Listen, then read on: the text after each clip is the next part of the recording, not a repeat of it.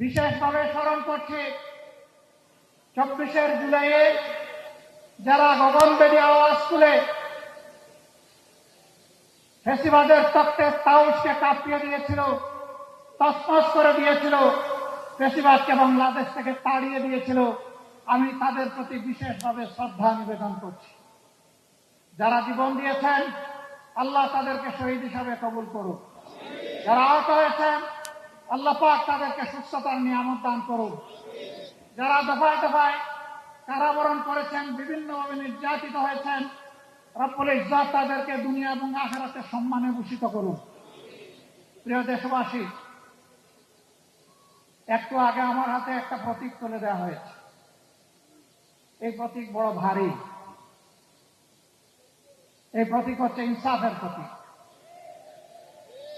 আমাদের সমাজে সব ধরনের বৈষম্য, দুঃশাসন, দুর্নীতি, এই সবগুলার মূল কারণ হলো ইনসাফ না থাকা।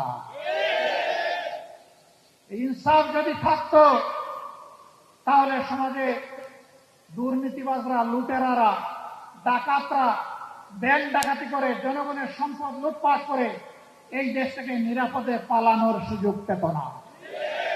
দেশে দেশে তারা বেগমপাড়া করতে পারতেন না। বাংলাদেশের বুকে সন্ত্রাসের রাজ্য কায়েম করতে পারতেন না। কারণ এই কালো টাকা সন্ত্রাসের পিছনেও ব্যয় হয়, আরো কালো টাকা বানানোর জন্য। আজকে আমি এখানে অনেকের মাথায় লাল টুপি দেখতে পাচ্ছি। এই লাল টুপিগুলো 15.5 বছরে রক্তে লাল বাংলাদেশের করুণ চিত্র। সারা বাংলাদেশ ফ্যাসিবাদের কবলে পড়ে চোপ চোপ রক্ত আর খাড়ি খাড়ি লাশের দেশে পরিণত হয়েছিল।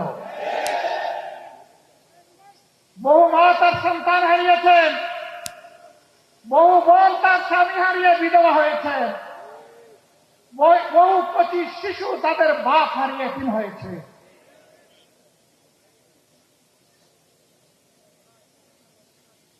শুধু তাই নয়, আমরা জানি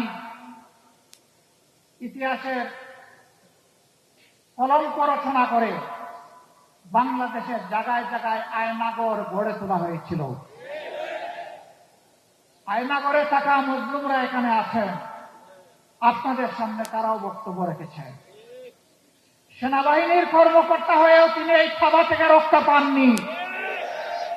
উচ্চ আদালতের একজন আইনজীবী হওয়া সত্ত্বেও তিনিও রক্ষা পাননি। রাজনৈতিক কর্মীরা তো রক্ষা পাই নাই।